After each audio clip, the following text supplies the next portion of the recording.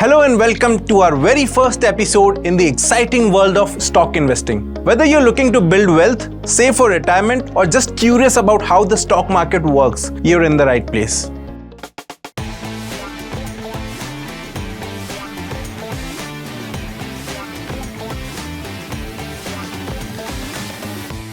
Today, we're diving into the basics of what the stock market is, why it exists, and how it impacts everything from global economies to your personal finances. So let's get started. It all started in 1600s when the Dutch East India Company wanted to sail uncharted territories to trade spices and silk, but they lacked funds. So what do?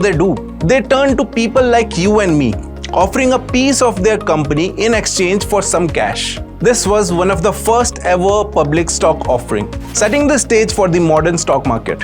Fast forward to today, and the stock market has grown into a global network of exchanges where millions of shares from thousands of companies are bought and sold every day. But why does this matter to you? The stock market is often seen as the heartbeat of an economy, reflecting its health and prosperity. When companies perform well and grow, shareholders can see their investments grow as well.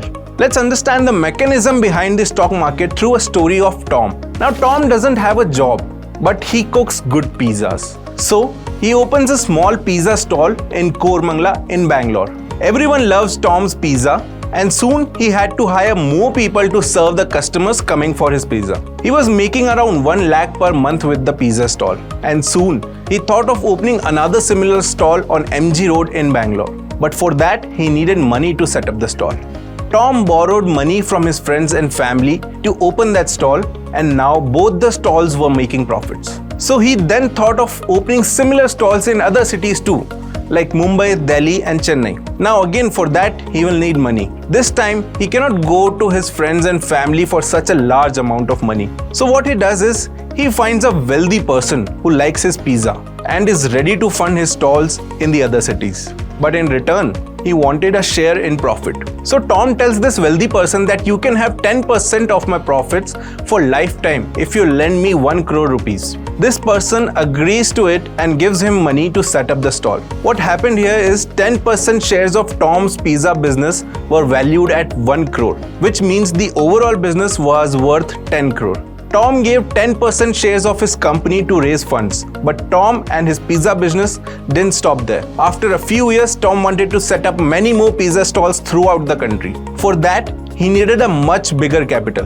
So he approaches the NSE and BSE and asks them to list his company on the stock exchange. With this, common people would be able to buy the shares of his company, and he would get the money to set up the stalls. The investors will get a sharing in profit, and Tom will get the funding for opening new stalls. So it's a win-win situation for both the parties. When a company gets listed on the stock exchange for the first time, it is called IPO, or Initial Public Offering. This is how all the companies get listed on the stock exchange. The owner of the company can decide the price of the share of their company, but it has to be appropriate according to the proper valuation of the company.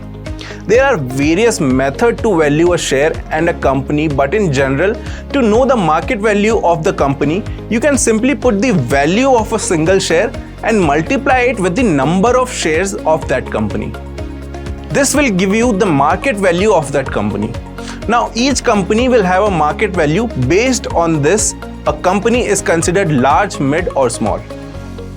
The value of each share can go up and down due to so many reasons. We will be learning this and a lot more about the stock market in this series. So stay tuned and keep learning. See you in the next episode. Investments in securities market are subject to market risk. Read all the related documents carefully before investing.